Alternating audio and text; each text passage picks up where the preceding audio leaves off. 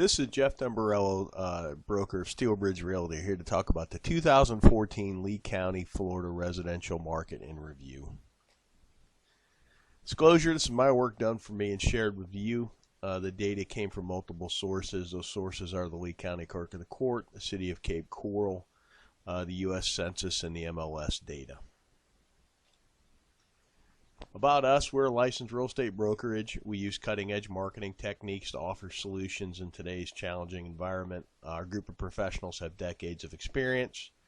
And whether you're buying or selling a home, hire someone like us. We want to earn your business. We invite you to contact us. We will be happy to assist you with this important transaction. 5 things you need to know that happened in 2014. Number 1, the distressed market is really an afterthought to everyone but the buyer who waited too long to enter the market and the service providers who made it their entire business model. This is a chart showing the percentages by month of the distressed market, and here lately we're in the 20, all the way from 15 to 21% in 2014. Here's a chart of foreclosures. I made this chart last January, and I was pretty sure we had assumed the new normal status. This is the chart from this year, and we have definitely assumed the new normal status of foreclosures, which is essentially about 125 to 300. Here's the entire foreclosure trend for perspective. This was the second bump. I think a lot of people thought it was going to resemble this as another second wave. Supplying new inventory is one of the market's biggest challenges. Rising prices will induce some sellers to trade out. But then you got to question where you're going to go if you sold your home, and remember you're going to have to buy into the same market. And if you're an investor, you got to ask yourself, what are you going to do with the money? New construction is the answer to the inventory problem. Here's a couple things to think about. The appraisals will hold prices in check for a little bit until the channel's a little better defined. We're seeing that in our day-to-day business now. Interest rates are still very low, which makes homes affordable. We're really in the market missing an entire vintage of about 2008 through 2013. Land is still historically cheap for now, and here's some perspective on the land prices. This is all lots, all lot types in Cape Coral, average and median price. When you're looking at the last cycle, you really don't get what's going on in this cycle. So when I take the shorter view of just this cycle, the Cape lot market is recovering pretty well. The market is stabilizing in relation to the bubbles of activity. We do bubble charts here to kind of let everybody know where most of the people are looking in the market. Last year's bubble chart, this is from when 2013 versus 2012. There's a very clear shift in the market as it shifted over. When I did 13 versus 14, there really isn't that much of a difference. The market's pretty much stabilized with, we're missing some cheaper homes in the $70,000 price range, but we're selling more 170,000 all the way up into the millions. This chart's a neat chart. It shows the last cycle and this cycle by pricing. The red line being the last cycle, the blue line being the current cycle.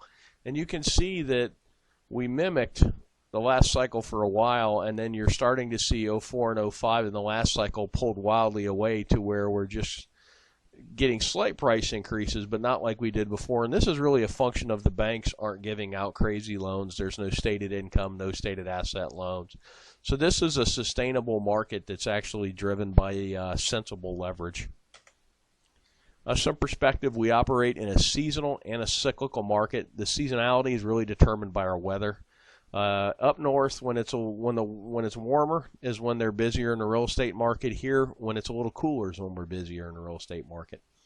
The cyclical part of our market is governed by demographics, and we're going to talk about something seasonal pricing bumps as well. Right now, we're in a sustainable boom. MIM is money in motion. It's every dollar that flowed through. This is actually dollars sold by realtors. And we had an 8.7 increase in the actual volume in the market. The amount of transactions went up 1.1%. The median is actually rising faster than the average, which shows the bottom of the market is coming up faster than the market itself is correcting. The percentage of bank-owned properties jumped up slightly from 13.6 to 15.05, where short sales really fell off the map. They were 8% of the market in 13, and they're only 3% of the market in 14. And another neat thing to look at, cash sales in 2013, 60.7% were cash in 2013. In 2014, 57%. So you had a decent price increase, and it really wasn't funded by leverage. And to give you a perspective, about 25-30% of the sales in the state of Florida are cash. So we're almost working at twice the cash sales percentage of the state of Florida. Money in motion is a key indicator. As long as the market continues to grow, that's a really good thing. The median's rising higher than the average. We talked about that. We also talked about the cash sales percentage. One thing I learned, if you base your business model on short sales, you need to find something else to do. And we're truly in a market where the buyers are paying slightly more for a slightly older and slightly smaller home. Market specifics. Two asset classes that really jumped out to me are townhouses and manufactured homes are actually growing. By property types, what's interesting to me is the manufactured homes are up 20% in sales counts, as are the townhouses. And when you look at the price increases, they're probably some of the lowest price increases, and that's the market seeking a good quality buy, basically. The single-family homes are up 7%. They just about mimic the market as a whole. A few thoughts on the jump in mobile homes and townhomes. Mobile homes have both a lower cost of entry and a lower cost to keep, and the blue-collar retirees from up north love them because they really only need them for 3 or 4 months of the year because they're still home doing stuff and walleye fishing and playing with the grandkids. But it's a nice, affordable home to get out of the cold weather. Townhouses kind of represent the same if you're adverse to a mobile home purchase. And really and truly, we found within the market that as the site-built homes hit a certain number, the manufactured homes take off, and it's about 3 to 1. So if a site-built home was trading for $300,000, the manufactured homes at $100,000 represent a lot of value to a retiree buyer. This is kind of what happened by city. 2014, what happened by city. And just a year-over-year difference. Punta Gorda's really burnt store, up 15%. That's pretty good. Lehigh Acres up 13%. And when I look down, Captiva's up 27%, which is pretty impressive. Things to watch in 2015. Essentially, you've got a seesaw in the market now with resale homes on one side of the seesaw and new construction on the other. And they're going to trade back and forth. As the new construction takes a leg up, then the resale become attractive, and then vice versa. I'm seeing sometimes in the market where for a 10% increase in price, you can get a brand new home versus a 9-year-old home. That's kind of a no-brainer. Inventory is the key. Whoever can bring some inventory to market is going to make some money. And this applies to both the retail and the investment segment of the market. This is single-family permits in Cape Coral. When you look at the totality of the last cycle, you really don't get that excited about what's going on now. But when I take out the last cycle, it shows you there's some pretty good permit growth. Projection of retirees. We take this from the census, and if you were born 62 years ago, there's a likely chance you're going to retire, and this is in the millions by how many there are. This is actually the 62-year-olds against our sales counts. It's a pretty good correlation. And then 66 is kind of the official retirement age.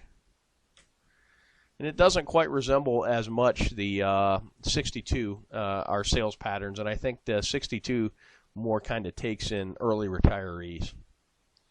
One last thing, this is a long chart average price of the whole market.